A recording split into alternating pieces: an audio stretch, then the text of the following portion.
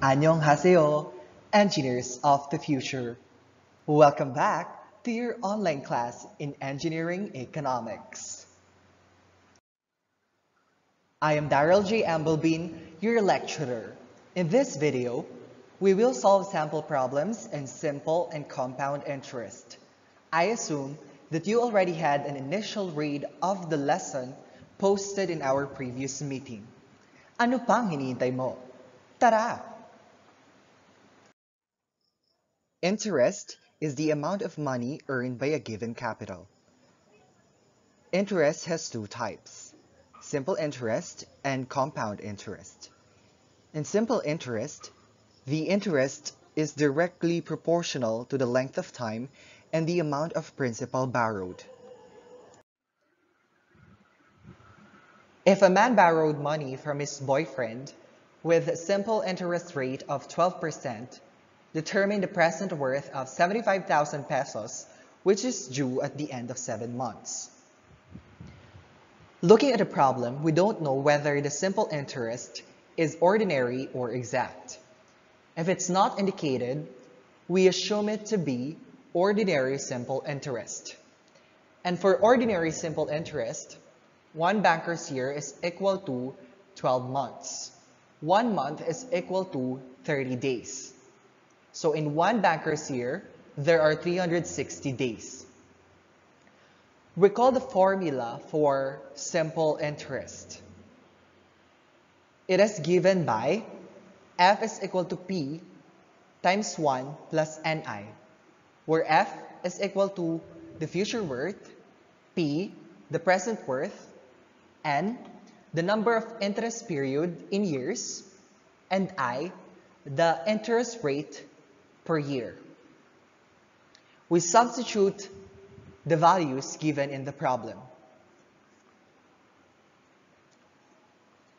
Our F is 75,000. Our P is unknown. Our N is 7 over 12. How did that happen? It is said in the problem that 75,000 is due at the end of 7 months. So we have to be consistent with our units. Our N should be in years. Therefore, 7 months should be converted to years. To show you, so we have 7 months. We convert that to years. In 1 year, as I've said, there are 12 months. So we cancel months. That's why we have 7 over 12. And our interest rate per year is 12%.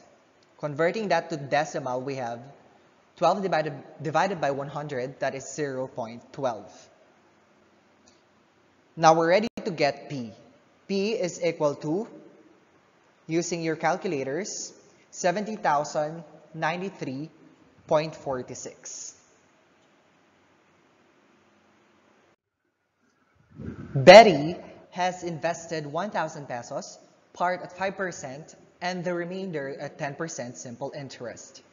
How much is invested at a higher rate if the total annual interest from this investment is 95 pesos? Again, in the problem, it is not indicated whether the simple interest is ordinary or exact. So we assume it to be ordinary. Let P5 be the principal of 5% simple interest. And let P10 be the principal of 10% simple interest. Together, these two principals should be equal to 1,000 pesos. Or, that is P5 plus P10 is equal to 1,000. We have two unknowns. Therefore, we need two equations to solve the problem. Let this be our equation 1. Let I5 be the interest of the 5% simple interest. And let I-10 be the interest of the 10% simple interest. Together, these two interests should be equal to the total annual interest, which is 95 pesos. But recall the formula for interest. That is equal to principal times number of interest period in years times interest rate per year. So we have in I5 that is equal to P5 times 1 year times the simple interest of 5%, or that is 0.05, plus for I10 that is equal to P10 times 1 year times the simple interest rate of 10%, or that is 0.10. And this is equal to 95 pesos. This is our equation 2. We are now ready to solve by simultaneous equations in your calculator. We should get P5 equal to 100 pesos and P10 equal to 900 pesos, which is our answer. Go back to the problem. It says that how much is invested at a higher rate. So we should choose the higher principal. And that is P10 equal to 900 pesos. Determine the accumulated amount using exact simple interest on 1,000 pesos for the period from January 20, 1990 to November 28 of the same year at 15% interest rate. This time it is indicated in the problem exact simple interest.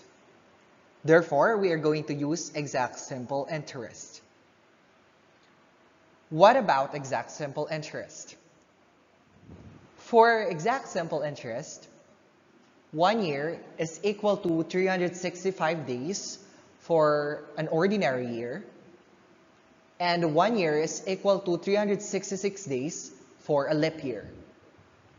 Whereas, in the first two examples, what we used is ordinary simple interest, wherein in one banker's year, it is equal to 360 days.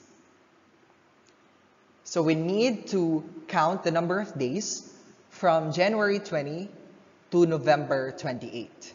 Starting with January 20 to 31, it has 11 days, excluding January 20. For February, we have 28 days. You do note that 1990 is just an ordinary year, not a leap year. What happens is, if the year is a leap year, we have 29 days for February. In March, 31 days. April, 30 days. May, 31 days. June, 30 days. July, 31 days. August, 31 days. September, 30 days. October, 31 days. And since it is up to November 28, in November, we have 28 days. The total number of days is equal to 312 days from January 20 to November 28. Now we're ready to solve for the accumulated amount, or F, the future worth.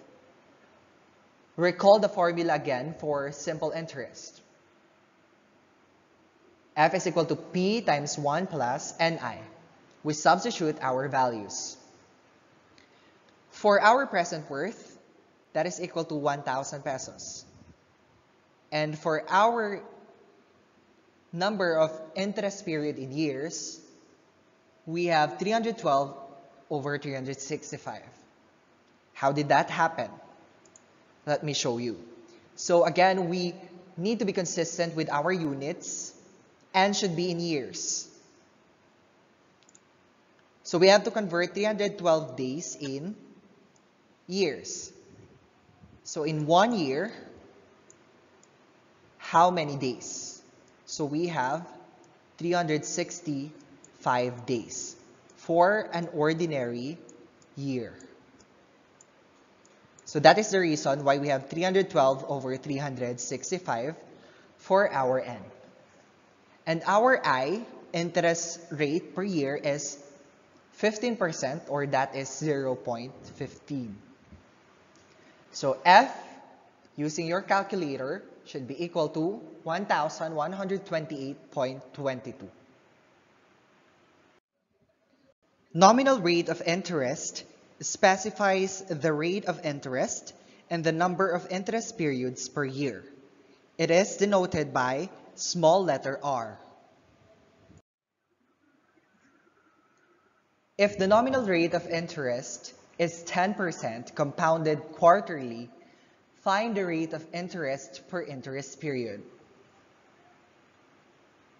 Recall that I is equal to R over M,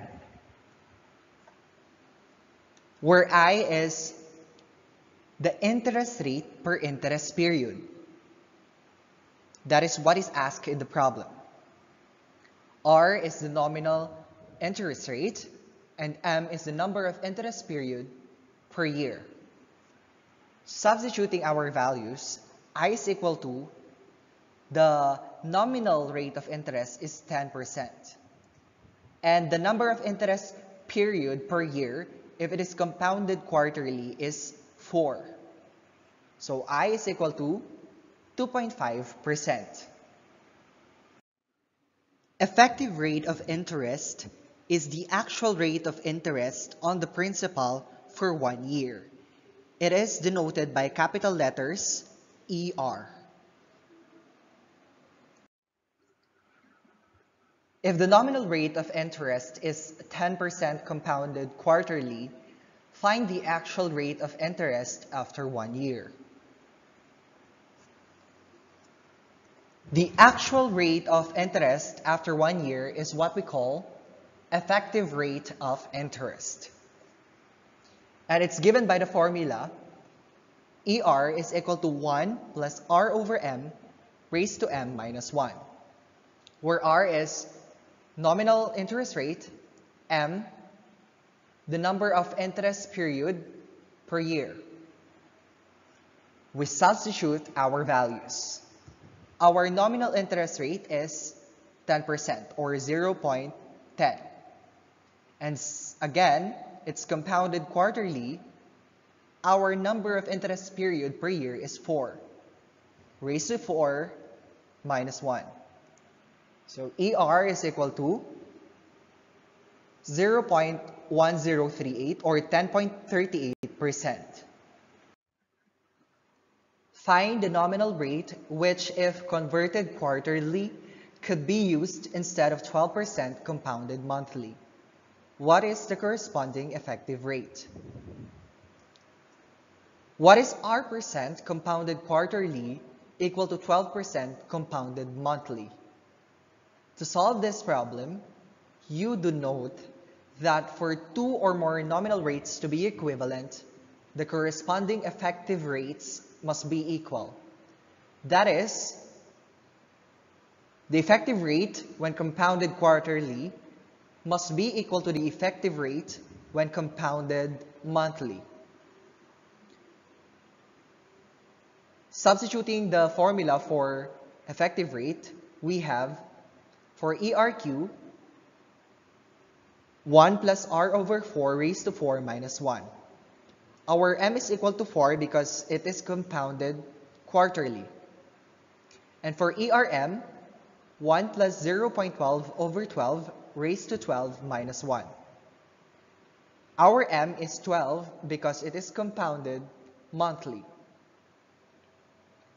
Solving for R, or the nominal rate, using your calculators, you should get 0.1212, or 12.12% compounded quarterly. So that is the nominal interest rate. And for the second question, what is the corresponding effective rate. In getting the effective rate, we can either use ERQ or ERM since they are equal. In here, we use ERM. So we have 1 plus 0.12 over 12 raised to 12 minus 1. The effective rate is equal to 0.1268 or 12.68%. Final answers. In compound interest, the interest is computed every end of each interest period, and the interest earned for that period is added to the principal. In compound interest, we have discrete compounding and continuous compounding. For discrete compounding, the interest is compounded at the end of each finite length period, such as a month, a quarter, or a year. James deposited a sum of 12,000 pesos in an account earning interest rate of 9% compounded quarterly. A. What will it become after 1 year? B. What is the effective rate? C. What is then the equivalent nominal interest rate if compounded monthly? For letter A, recall the formula for compound interest. It is given by F is equal to P times 1 plus I raised to N, where F is the future worth, P present worth, I is the interest rate per interest period, which is also equal to R over M. R is the nominal interest rate, M is the number of interest period per year. And N here is the total number of interest period, which is equal to M times T, where T is the total number of years. Substituting the values given in the problem, in letter A, we are to find the future worth of 12,000 after 1 year. So we have P is 12,000. Our I is R over M, which is equal to 0.09 over 4, 9% compounded quarterly. And our N is 4 times 1. 4 is the number of interest period per year, and the number of year we consider is 1 year. So the future worth of 12,000 after 1 year is 13,117. For letter B, what is the effective rate? Effective rate is equal to the interest earned in 1 year or over the principal at the beginning of the year. Substituting, the interest is simply equal to future worth minus present worth, which is 13,117 from letter A minus 12,000 over present worth, which is 12,000. Therefore, we get ER equal to 0.0931 or 9.31%. We have an alternative solution for this, which is similar to what we did in the examples for effective rate. We have the formula ER is equal to 1 plus R over M raised to M minus 1. Substituting, we have 1 plus 0.09 over 4 raised to 4 minus 1. We should get the same ER, which is 9.31%. And for letter C, we are to find out what is R percent compounded monthly equal to 9% compounded quarterly. We get that by simply equating the two ERs. So we have ER compounded monthly equal to ER compounded quarterly. For ERM, we have 1 plus R over 12 raised to 12 minus 1. 12 because compounded monthly. And for ERQ, That is already given in letter B, which is 0.0931. So we simply equate that to 0.0931. Solving for R, we get R equal to 0.0893 or 8.93%. What payment X 10 years from now is equivalent to a payment of 1,000 pesos 6 years from now if interest is 15% compounded monthly? To help you understand better the problem, let's try to illustrate it using a CFD or cash flow diagram.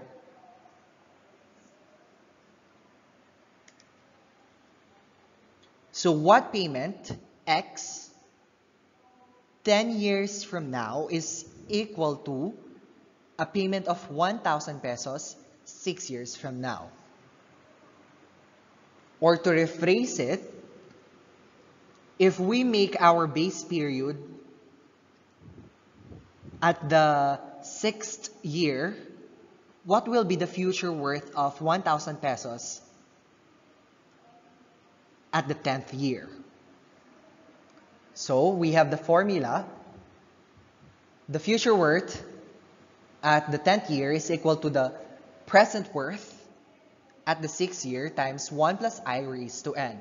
Substituting, 1,000 is our present worth at the 6th year. And our I is R over M. R is 0.15. Our M is 12. And our N is M times T. Our M is 12. Our T is 4. Why 4? Because from the 6th year to the 10th year, we have 4 years. So, using your calculators, you should get F10 equal to 1,815.35 pesos. Based on the cash flow diagram, compute the amount saved in the bank at the end of 5 years if interest is 12% compounded yearly. Here is the cash flow diagram. Upward arrows are withdrawals and downward arrows are deposits. For withdrawals, we have 5K at year 2, 20K at year 5. And for deposits, we have 10K at year 1 and 13K at year 3 and 15K at year 4. What we need to do is get the total withdrawals and total deposits at year 5. Meaning we need to transfer all money to year 5. To do that, we use the formula F is equal to P times 1 plus I raised to N. First, we compute the total deposits at year 5. For the future worth of 10K, we have 10,000 times 1 plus 0.12 raised to 4. 0.12 is our I, since 12% is compounded yearly or annually. You denote that if the interest rate is compounded yearly or annually, the interest rate per interest period I is equal to the nominal interest rate R. It is also equal to the effective interest rate ER. Hence, 0.12 as our I. And our N is 4 because from year 1 to year 5, we have 4 years. So the future worth of 10K is 15,735.19. For the future worth of 13K at year 5, we have 13,000 times 1 plus 0.12 raised to 2. Raised to 2 because from year 3 to year 5, we have 2 years. So the future worth of 13K at year 5 is 16,307.20. For the future worth of 15K at year 5, we have 15,000 times 1 plus 0.12 raised to 1. 1 because from year 4 to year 5, we have 1 year. So the future worth of 15K at year 5 is 16,800 pesos. Therefore, the total deposits at year 5 is equal to 48,842.39. For the total withdrawals at year 5, we have the future worth of 5K at year 5 is 5,000 times 1 plus 0.12 raised to 3. 3 because from year 2 to year 5, we have 3 years. So the future worth of 5K at year 5 is 7,024.64. 20,000 is the withdrawal at year 5. So we simply put 20,000.